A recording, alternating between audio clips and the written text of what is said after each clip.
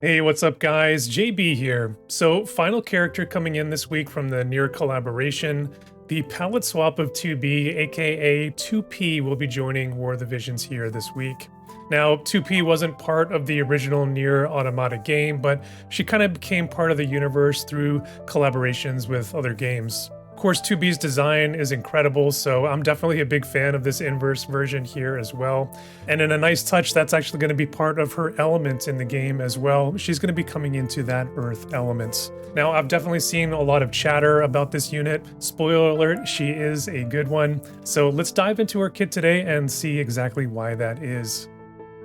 2P will be joining War of the Visions as a 90 cost Earth unit. She will be repping that fist group that has been built up quite substantially over the past year. She has base 3-2 movement and she wears hats and cloth. Starting with the TMR, it is a 2 casts of 50% reaction block and a regen effect. Definitely not my favorite one, but if you specifically need the combination of effects, I suppose it could be useful. It doesn't have particularly great base stats either, no agility on it, so this one I think is a little bit disappointing. Moving on to the stats, 2P stacks up pretty nicely to the UR averages. She is above average in nearly every category that we track here, only just falling short a little bit on her dexterity. Her real specialty here though is going to be her evasion and crit statistics. Her evasion, it's not reaching the top echelon of the game, it is a rung or two below that. She's going to be sitting at 71 evasion out of the box, and the real reason for that is she doesn't have any passive abilities that do enhance her evasion any further. Her raw luck and agility, I think, is more or less in line with what we would expect. So considering that, she is going to be about 10 to 15 evasion off, some of those top units, like a Lucio, like a Yuffie, and like some of the others that we've seen. I think though at the end of the day, she is going to be a very competitive evasion unit, and we'll talk about that a little bit further within the mock builds. Her crit chance here though is very good. If you do lean into it, she will be critting on nearly every attack that she sends out, and that's definitely going to be a very nice bonus to her damage outputs. So kind of looking at the overall picture here, no real weaknesses for 2P here statistically. I think more or less she's a really good blank canvas here, and you can really take her in a lot of different directions here, which is always nice. In terms of her mitigations, 2P is coming in with 0 defense and 0 spirit. For resistances, we're looking at 20% slash, 15 against strike, and then 10% versus magic. She's going to be neutral versus missile attacks, but she is going to be carrying a 10% weakness against pierce damage, not unlike many of the other units we've seen come into the game this year. On the ailment front, we're going to have 50% to paralyze and confuse with a 10% versus berserk. Unfortunately, she is not going to be resistant to any of the biggest meta threats, at least for the moment. Things like sleep, poison, and stun have been some of the bigger ones right now. For her mastery ability, she's going to be getting that 10% area resist as well as some crit rate.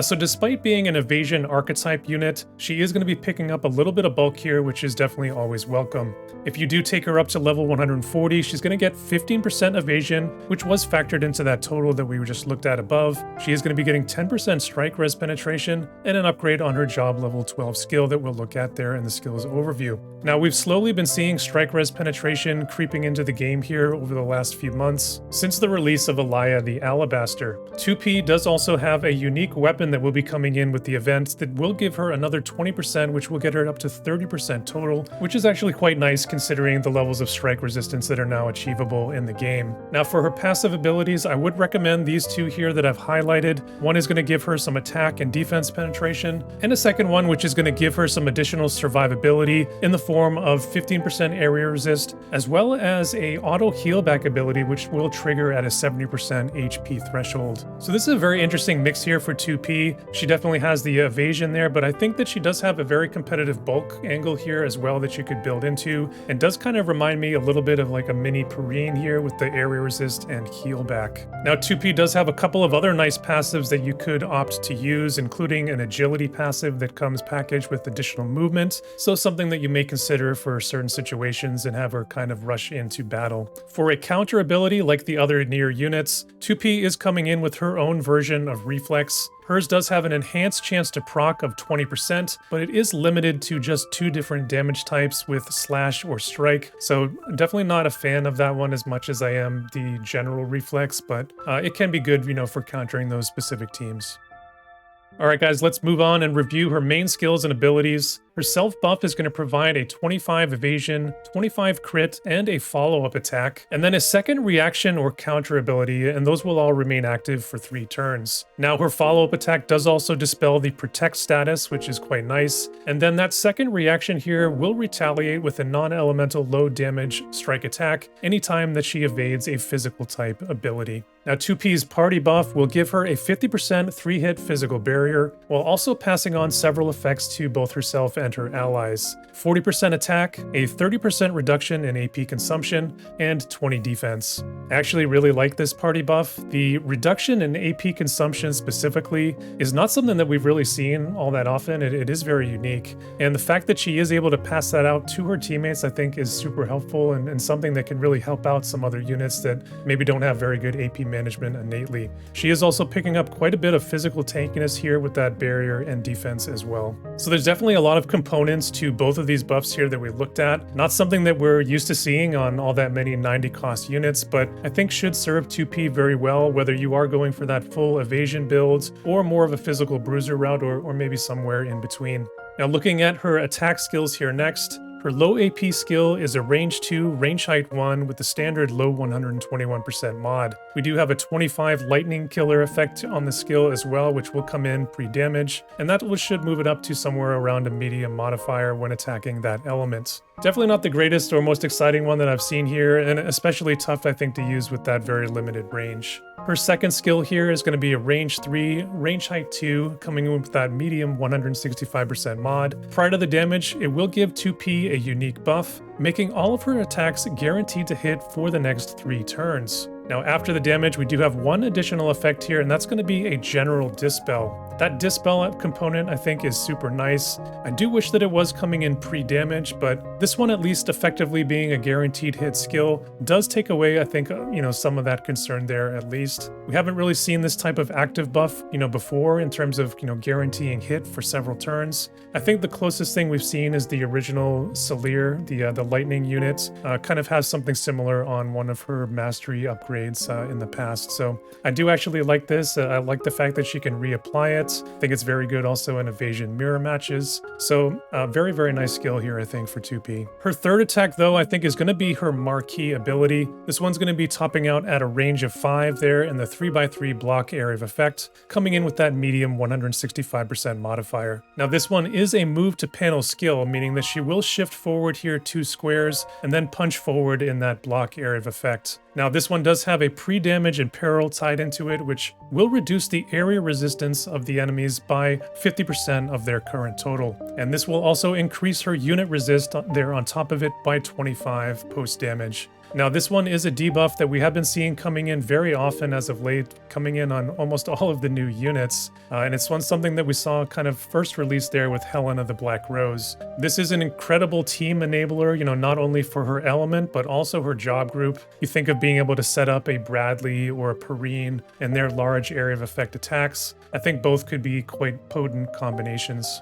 Now her fourth skill is a range 2, range height 1, coming in again with that medium 165 mod. Prior to the damage, we are going to have 2 effects here. She's going to break physical barriers, as well as give herself 40 additional defense penetration, the caveat there being it's just for this attack only. Now this is also a 2-hit chaining attack here as well, and it does have one final effect in that if she does crit on that attack, it will reduce the enemy's CT value by up to 20 in a diamond radius there around her. So I think you can kind of see how this unit is designed to work. She kind of is going to be diving in with that AoE attack that we just looked at, and then she can start peppering, those units with these attacks, depending on the defenses that they've built up. Now looking at her limit burst here next, this one is going to be a range of 4 with a range height of 1, coming in with that standard 200% limit burst mod. Prior to the damage, this will apply a 38% strike resistance debuff, and it is a 3-hit chaining attack. So definitely a pretty nice limit burst here. If she is going up against a tank, maybe like a Raph or others who have built up very high strike resistance, this is something that she's going to be able to use to cut into that and really up the team's damage, especially starting a very nice chain on this attack here as well. I definitely would have liked it a bit more if it was a multi-target attack, but this one is not too shabby. It's pretty good.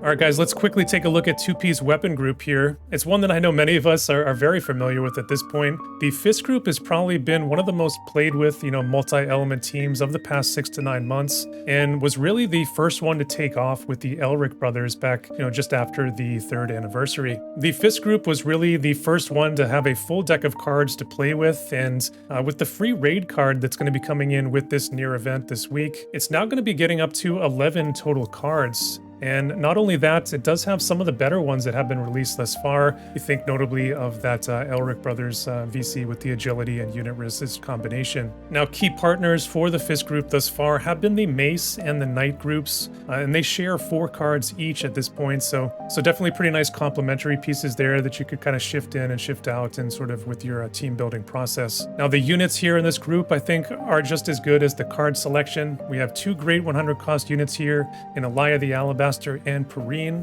and even a couple of different tank options with Alphonse and Snow. So I think considering all those pieces, 2P is not only going to be joining a strong Earth element with units like Bradley, Dialdo, Halloween Lucio, but an incredibly strong and developed overall job group here as well, among some of the best that we've seen so far in the game. So I'd say it's pretty hard to ask for a much better situation for a unit to come in and have success right away, based on those factors. Now, if I did have to knock anything here, it's that 2P at her core is an evade-centric unit, and there are no cards within the Fist group that do facilitate that playstyle whatsoever. So, just something to keep in mind, in terms of building with her, and, that is something that we are going to look at here in the next section in the mock builds.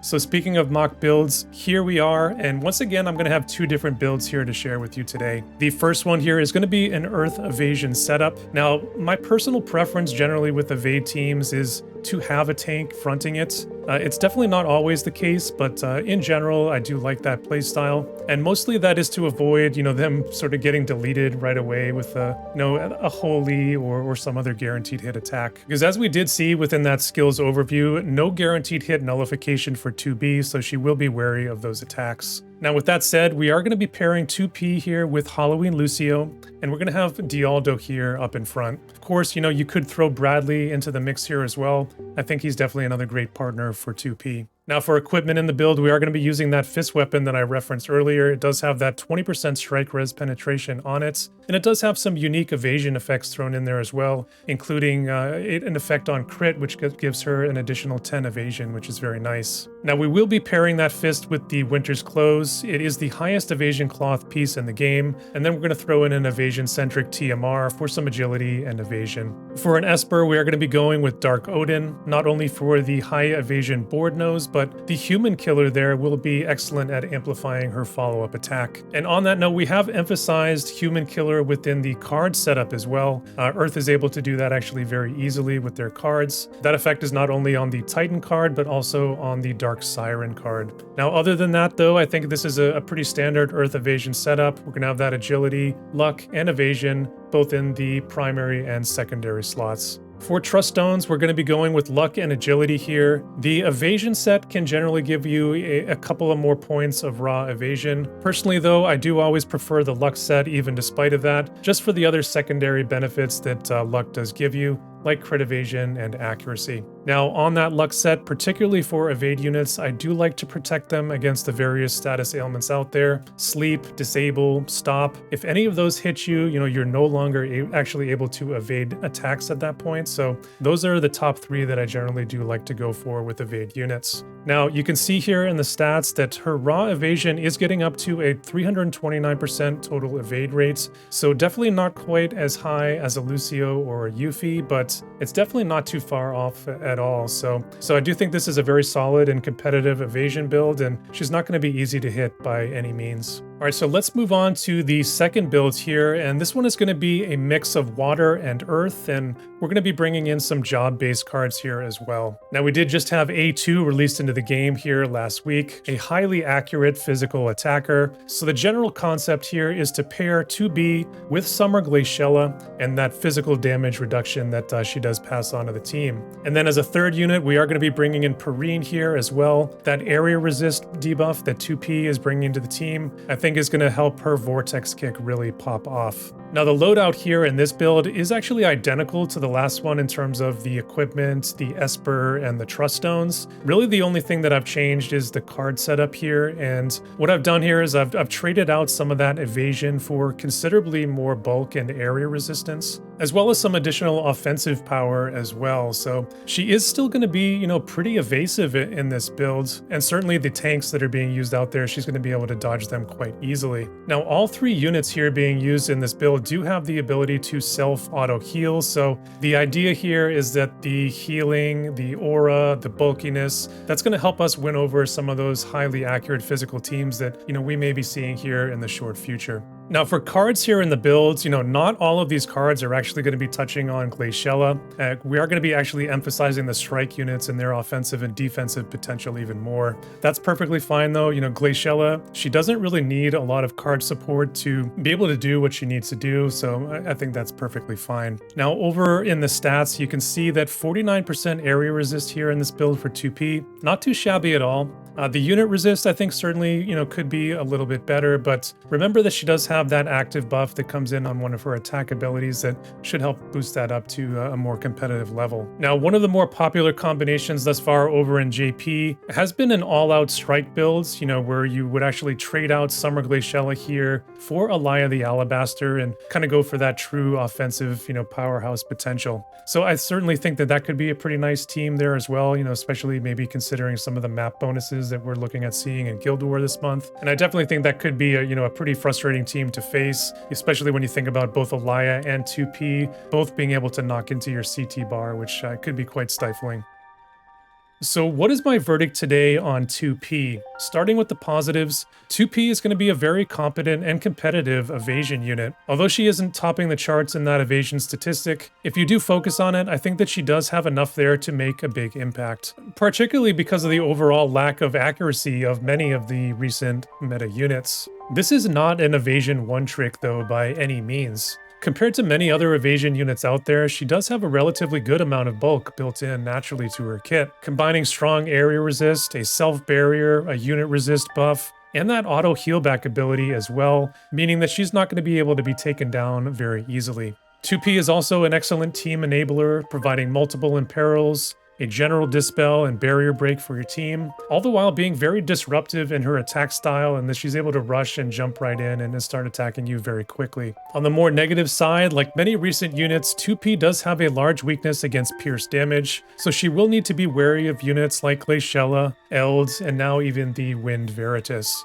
And although 2P does have some very good bulk compared to evasion units of the past, it's really not in a place that I would consider her a true bruiser within the game, as her HP value in particular I think is very much lacking. Now in terms of those raw stats, she's also a unit that's very much average when it comes to her accuracy level, so in those evade mirror matches, you know, that could certainly be a consideration or a potential issue. At least in 2P's case, I'm not super worried about that angle though, because she does have that skill that does give her that guaranteed hit there for 3 turns. So at the end of the day, I don't think that's really going to end up hurting her all that much. Now, I would say that 2P is lacking just a little bit in some of the utility areas that we generally like to see. Although she does have that barrier break, it is very short range and a single target attack. She may not always prefer to be using that one. She also doesn't have the ability to dispel, re-raise, or courage. Again, not something I'm all that terribly worried about. You know, at least for the first few turns in battle, she will have that follow-up attack, which, you know, can certainly help dealing with those statuses, assuming that you are able to take the enemy down quickly enough.